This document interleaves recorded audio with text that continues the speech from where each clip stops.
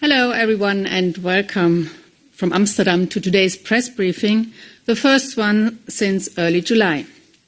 I'm Maria-Agnes Heine, and I'm the head of the communication department at the European Medicines Agency. Despite the summer break, colleagues have worked hard on incoming applications and data, and we will be able to provide you with a number of important updates on both COVID-19 vaccines and treatments and our response to monkeypox. As usual, there will be plenty of time for questions. I'm happy to have with me today the following colleagues: Dr. Marco Cavalieri, the head of Health Threats and Vaccine Strategy and chair of EMA's Emergency Task Force, Dr. Georgi Genov, the head of Pharmacovigilance, and our Chief Medical Officer, Dr. Stefan Tierstrup. The briefing is broadcast via YouTube and Europe by satellite, and the footage can be used for free of charge by all media. You will find the respective links in the invite to this briefing. I'm now giving the floor to EMA's Head of Health Threats and Vaccine Strategy, Dr. Cavalieri, who will provide you with an update on the developments of the past 2 months. Dr. Cavalieri, please. Good afternoon, and thank you for joining our COVID-19 press briefing. It is a pleasure to update you with respect to EMA's activity in relation to COVID-19, but also on monkeypox after the summer break. I will start with the latest development on COVID-19. According to the data collected by the European Centres for Disease Prevention and Control, so the ECDC, Europe is currently still experiencing circulation of the Omicron BA.5 subvariant, and despite the peak of this summer wave, was already reached a few weeks ago in many member states. Indeed, the epidemiological situation in Europe currently appears to be stable, with trends of new infections and hospitals admissions substantially declining in almost all countries, although there still remains sustained. EMA keeps monitoring the situation to better understand the trend of the current wave and to be prepared for new waves, which are always extremely difficult to predict. As the virus continues to mutate at high speed, we also keep track of ECDC mapping work of all the new variants circulating to ideally anticipate those variants of concern that could have an impact on the spread of the disease and the protection conferred by the vaccines. In particular, the variant called BA.2.75 that is currently spreading in India needs to be carefully monitored.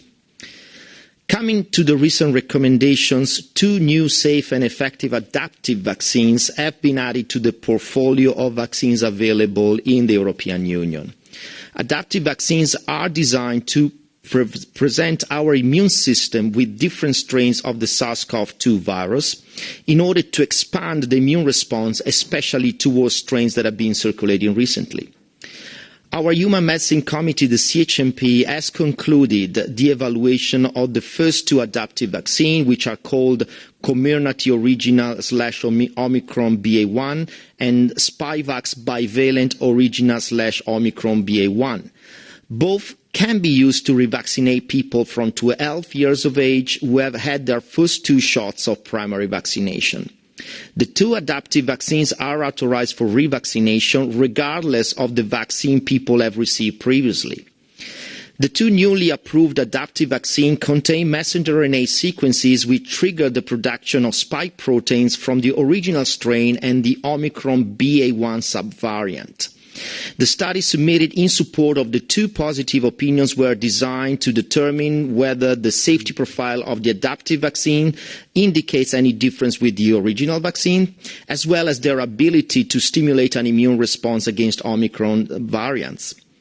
The data we have evaluated confirm that vaccines have a similar safety profile as the original ones. Also, the data are showing that both vaccines trigger strong immune responses against the Omicron BA.1 and the original virus in people previously vaccinated. In particular, they were more effective at triggering immune responses against the BA.1 subvariant than the original vaccines.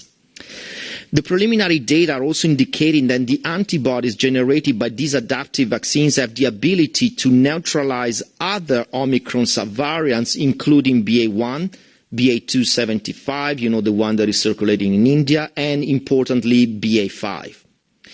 In fact, we have seen so far that all Omicron and Beta variant adaptive vaccines are showing an improvement of the immune response towards Omicron strains that have been circulating recently, no matter which variant of concern has been incorporated in the vaccine. However, it is underlined that only data generated in the real-life setting will be able to assess to what extent this improvement in the immune response will translate into protection from infection and disease. We are currently working with ECDC to outline our considerations on how the adaptive vaccine should be used for revaccination. A joint statement is planned for early next week.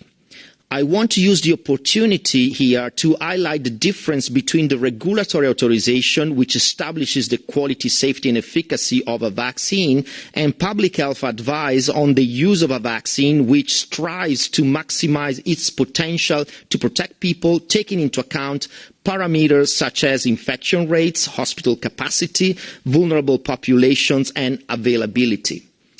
The approved indication for the adaptive vaccines covers a very broad population. However, similarly to what's said in the past jointly with ECDC, at this stage the priority should be to revaccinate individuals in at-risk categories such as the elderly, people with underlying medical conditions, people who are at risk of severe COVID-19, those who are immunocompromised, pregnant women and healthcare workers. This approach is in line with the principles that guide vaccination campaigns for seasonal influenza. The population that should receive an adaptive vaccine as a booster might be then expanded over time. Similarly, while the EU product information of the adaptive vaccines allows revaccinations after a minimum of 3 months, it would be expected that member states consider intervals longer than 4 months after the last vaccine dose or confirm natural exposure to the virus when using these adaptive vaccines in the upcoming vaccination campaigns. Adaptive vaccines incorporating the Omicron subvariant BA4 and 5 are currently under review by the EMA or will be submitted soon. We are indeed evaluating an application for a bivalent Comirnaty vaccine with messenger RNA strands that are targeting both the original SARS-CoV-2 and Omicron subvariants BA4-5. The outcome of this review is expected by mid-September. Discussions are also ongoing with Moderna in preparation for an application for a bivalent BA4-5 vaccine, which we expect to also receive this month. The BA4-5 adaptive vaccines are nearly identical to the BA1 adaptive vaccines in terms of their composition. The assessment of the application for a BA4-5 adaptive vaccine will be based on the clinical safety and immunogenicity data already evaluated for the BA1 adaptive vaccines and other investigational vaccines incorporating other variants such as Beta or Delta, and also the preclinical data with the BA4-5 vaccine will provide supportive evidence. Based on several decades of experience with influenza vaccines, it has been demonstrated that minor changes introduced in the vaccines are not changing the safety profile or the immune response can be then predicted. If authorized, these booster vaccines will further extend the arsenal of available options that can be used by member states in their revaccination campaigns. While the adaptive vaccines are an important new tool, we must not lose sight of the fact that the original COVID-19 vaccines are still able to protect against severe COVID-19 disease and death. They have retained their ability also against the currently dominating Omicron strains, even if they are less effective in preventing infection and symptomatic disease. With a virus that is evolving quickly, it is not possible to predict which variants will be circulating this autumn and winter. It is not excluded that new emerging variants later this year may be closer to BA2 than BA5, or there might be a completely new variant emerging that we are not able to predict today.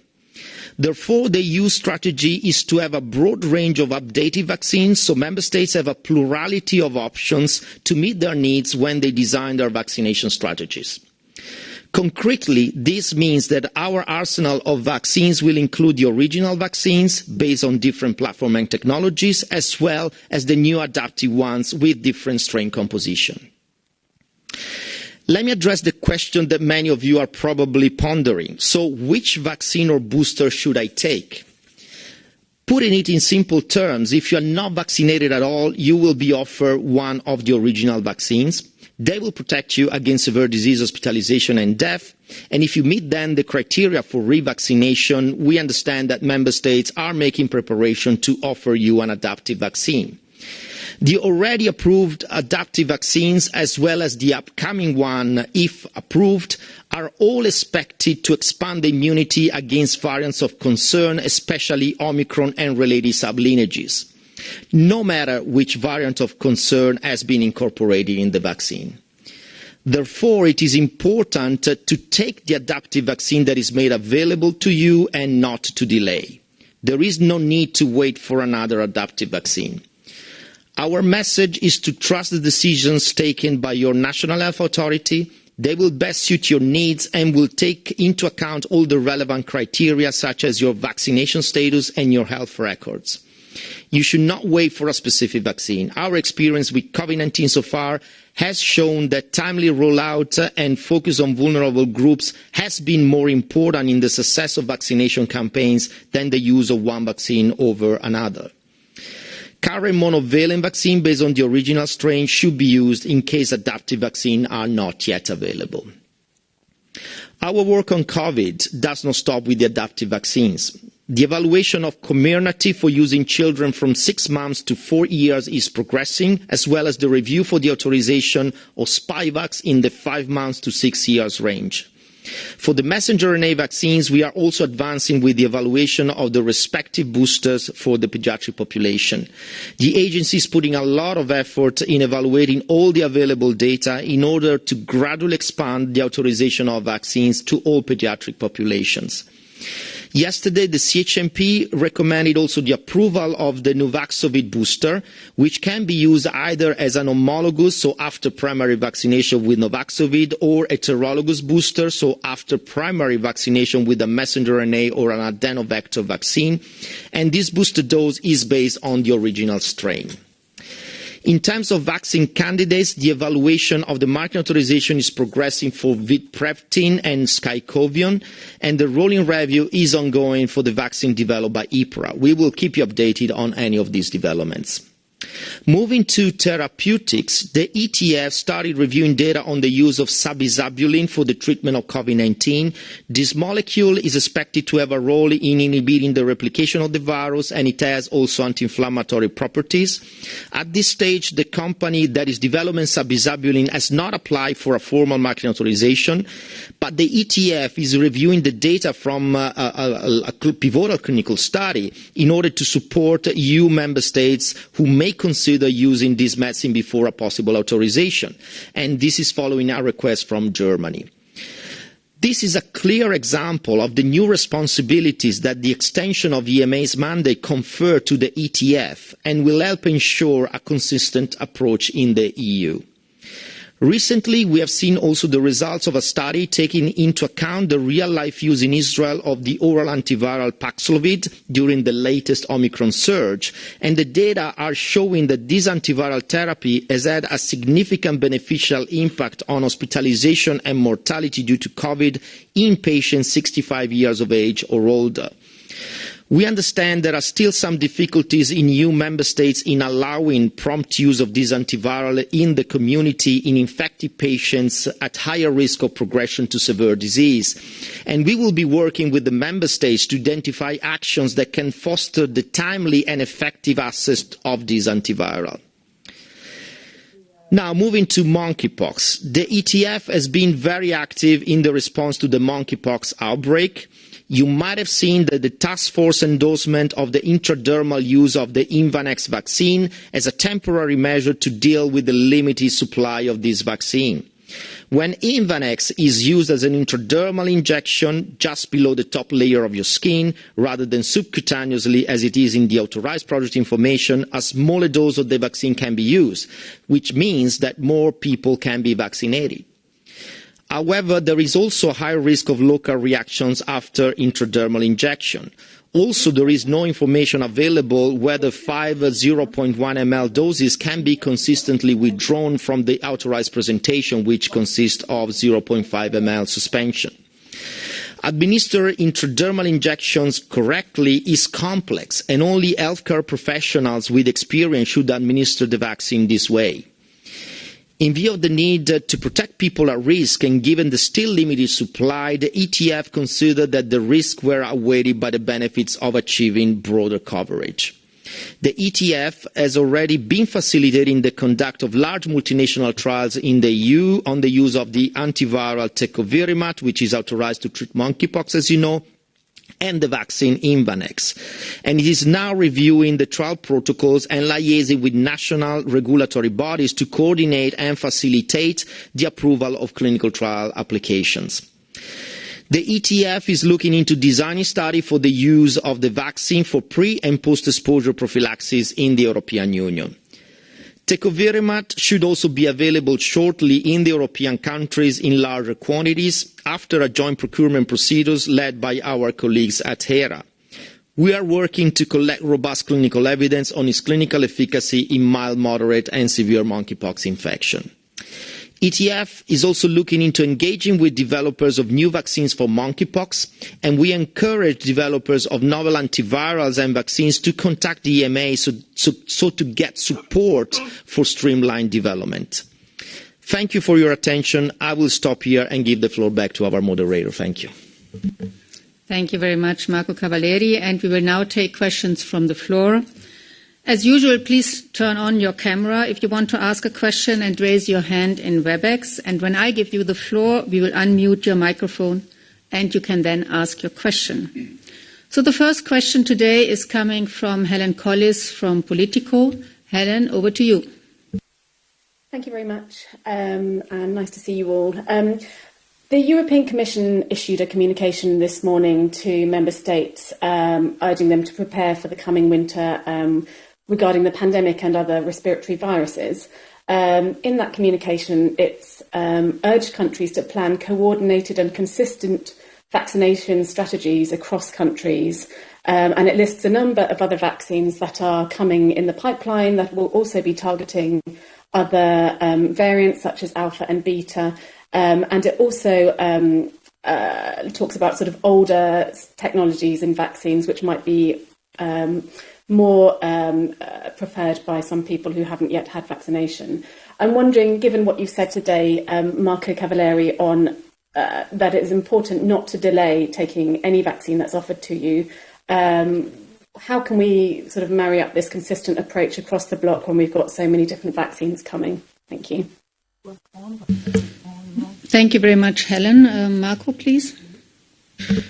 I think, as said, all vaccines that are authorized are good vaccines, depending on the use, whether for primary series or for additional boosters. And that's what we are consistently stating here. And this is no different than other things like influenza, when there are different brands and different types of vaccines that are offered every year. And there might be differences at national level on which vaccine will be used based on a number of factors, as said. So what we are trying to say is that all vaccines are good, all can be used, and with the CDC we will try to come up with a joint position so that to state how we think the new adaptive vaccine should be used in terms of priority groups, and we hope that this will help in having a consistent approach across European member states. Thank you very much. Astonishingly, I do not see any additional questions. That's your chance. If you have any questions, please raise your hand. Yes, Ian Schofield. Ian, the floor is yours. Hi, hi Marco. Thanks for the presentation. I've got one question. The US CDC panel has just voted to recommend the use of the bivalent booster vaccines targeting BA4 and BA5. And you mentioned that the EMA is also assessing one of these vaccines against the newer subvariants.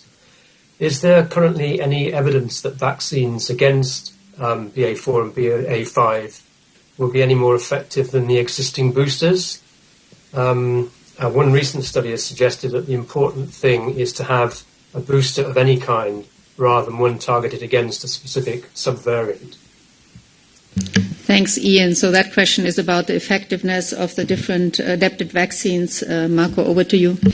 Yeah, thanks. And you know, the simple question is that we don't have a lot of evidence here. So it's very much unclear what could be the advantages of a BA.4/5 vaccine over a BA.1, except some obvious statement. First of all, if BA.5 is still in circulation, it is expected that a vaccine that is clearly matching what is out there will confer a good immune response. But whether this will be superior to a BA.1 vaccine, we simply don't know at this stage.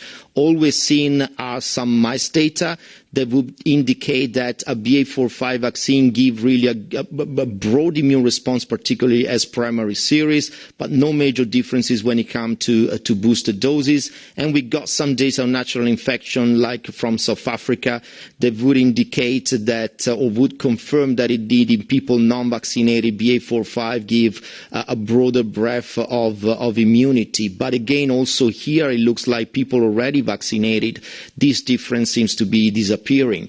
So it will be very interesting to see in real-world evidence and vaccine effectiveness studies whether there will be differences and how big these differences are going to be, because we don't see really any clear signal that there are differences that we can say today. Thank you very much.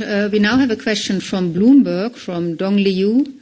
Dong Liu, the floor is yours. Over to you.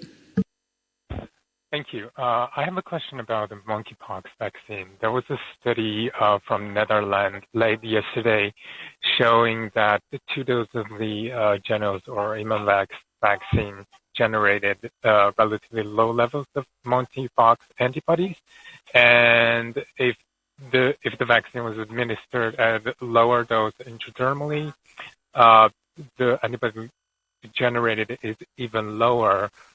This is, of course, by no means a final verdict on the effectiveness of the vaccine against monkeypox, but are you concerned with the study findings, and how will that in any way change your recommendation for intradermal administration for the monkeypox vaccine? Thank you. Thank you very much. So that question is about the antibody creation of Imvanex and whether we are concerned about the latest studies. Marco, please. Yeah, I think we will have to scrutinize all this data and these studies to really understand what is their impact and what exactly they are telling us. And based on this review, we will see if there is any opportunity to amend our recommendation. I have to reiterate that the study conducted, so the rigorous study conducted comparing a subcutaneous dose of Imvanex with 1/5 of the dose by intradermal administration, they are pretty convincing in showing that the level of immunogenicity is the same. So, in other words, the study confirmed that there were no differences. Now we will have to see what the study is telling us and what could be, the consequences in terms of our recommendation. It is simply too early to say. Thanks a lot. The next question is coming from Ulrike Till from German Radio. Ulrike, over to you. Hi there. I've got a question regarding the new vaccines for COVID. As a lot of my colleagues, I'm really surprised why is the original strain still part of the mix? Because the data I've seen so far, the monovalent vaccines were much better in protecting against BA.1 and probably also BA.5. So is anybody seriously expecting that if the virus mutates, it might go back towards the original strain? Or why don't we have a pure Omicron booster inside? Thank you. Thanks, Ulrike. So the question is about monovalent versus bivalent vaccines. Marco, I think another question for you. Yeah, I think this is an important question, and we debated a lot also with international regulators and with the scientific community. The concept here is that having also still included the one strain helps in maintaining, the breadth of immunity as large as possible, since Omicron and the original one strain are so very much far away one to the other in immunological terms. It will give a little bit of a reassurance that if something comes up that is completely different from Omicron, there is something in the vaccine that will provide additional boosting. So that was the first consideration. The second one is that if we think that in the future we want to kind of restrict the amount of different composition of vaccines and formulations available, probably a bivalent vaccine could also be a good starting point to think about vaccines to be used as a primary series. So that also is an important consideration that was factored in when we had a bit of a consensus here with other regulators that a bivalent vaccine for the time being was the best option. Of course, we will be happy to revisit this once we learn more about the performance of this vaccine and see what could be the best way forward for the future. Thank you very much. I now see that Helen from Politico has a follow-up question. Helen, please go ahead. Thank you. You mentioned earlier, Marco, that the BA.4/5 targeted mRNA vaccines will be getting a quicker assessment in a model similar to the flu vaccines. I'm wondering if other types of vaccine technologies will also undergo this speedier assessment if they are also adapted to forthcoming variants. Thanks a lot. This question is about, the assessment, the speed of the assessment, whether that's only for the mRNA vaccines. Marco, again. Yeah, I think here indeed influenza is the only situation in which the virus is constantly changing, and we have learned that we need to adapt the vaccine very rapidly in order to match as best as possible the variants that are in circulation. For other pathogens, other infectious diseases, the situation is very different, at least so far, and therefore we have not been exposed to a situation by which we had to constantly change the composition of the vaccines over time in order to match how the virus is evolving. I believe this is clearly a feature for respiratory viruses, and it really looks like, at least for the time being, SARS-CoV-2 will fall into this category, and we will need, as has been already demonstrated, we need to think how to improve the immunity of the vaccine in order to be closer to what is in circulation. Thank you very much. So far, I do not see any additional questions. So, last chance, if anyone still has a concern, a question they want to have clarified. Otherwise, I'm closing this press briefing. So thank you very much for your participation today, and a big thank you to my colleagues who stood ready to respond to your questions. Please note that for the time being, we are going to continue to hold these briefings once per month, and we are going to send you an invite to the next briefing in the coming weeks. And as always, if you have any follow-up questions or you want further feedback, please do not hesitate to follow up with the press office. Thanks again for today, and goodbye.